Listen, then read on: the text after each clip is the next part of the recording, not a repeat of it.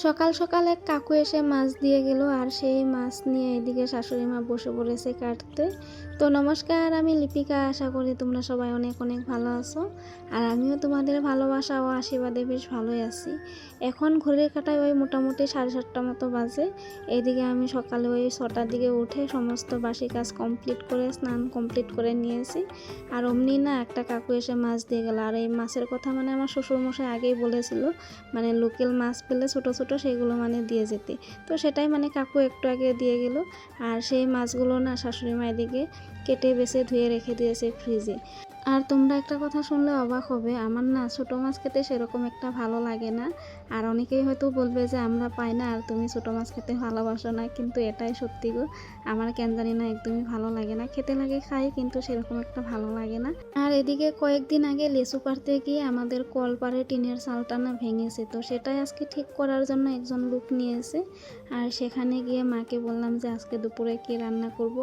এদিকে মা বলল যে একটা আমুল তাজা ফাটিয়ে পনির বানিয়ে বাবার জন্য নিরামিষ তরকারি বানাতে। আর এদিকে ওই ছোটো মাছ দিয়ে একটা অনেক রকমের সবজি দিয়ে ভাজি বানাতে বলল, তারপর বাটা আর একটা ডাল বানাতে বলল। আর এদিকে তো আমি রান্নাঘরে এসে মানে আমুল তাজা ফাটিয়ে এনে পনির বানিয়ে নিয়েছি। সত্যি কথা বলতে না, তোমরা যে এই রিসেন্ট আমার ভিডিওতে এত সুন্দর সুন্দর কমেন্ট করছো, সত্যি আমার ভীষণই ভালো লাগে এই কমেন্টগুলো দেখে। আর আশা করি তোমরা এরকমই সুন্দর সুন্দর কমেন্ট করে যাবে। তো যাই হোক, এদিকে আমি ফ্রিজে থেকে টাটকা টাটকা সবজি বার করে নিলাম। আর টাটকা টাটকা সবজি বলতে ওই কাঁকরোল, তারপর পটল, বটবটি। আর এদিকে তো আমি ডাল বসিয়ে দিয়েছি আর ডালে কিছু সবজি দেবো, সেগুলো এখন কেটে নিচ্ছি। আর জানো তো, তোমাদের না ওই সুন্দর সুন্দর কমেন্টগুলো দেখে আমি ভাবি যে ডেইলি তোমাদের সাথে ভিডিও আপলোড করব, কিন্তু মাঝে মধ্যে আমার কি হয় সত্যি আমি একদমই বুঝতে পারি না। কখনো কখনো না আমার কোনো ভিডিও করতে ইচ্ছে করে না।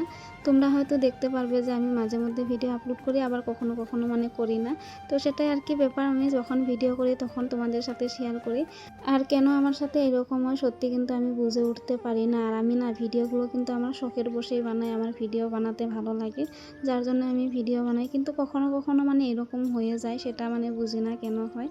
তো যাই হোক, তোমরা যে আমার ভিডিওতে সুন্দর সুন্দর কমেন্টগুলো করে আর সেগুলো দেখেই না আমার ভিডিও বানাতে ইচ্ছে করে। আশা করি এরকম করেই সুন্দর সুন্দর কমেন্ট করে যাবে আর আমার ডেইলি ভিডিও বানাতে ইচ্ছে করবে। আর এদিকে দেখো আমি ছোটো মাছ দিয়ে ভাজি বানাতে এদিকে সবজি কেটে নিচ্ছি। আর আজকে ছোটো মাছের ভাজি বানাবো এদিকে কুমড়ো, বটবটি, কাঁকরোল এগুলো দিয়ে। আর এদিকে আমি পেঁয়াজ, কাঁচা লঙ্কা, রসুন এগুলো রেডি করে নিচ্ছি।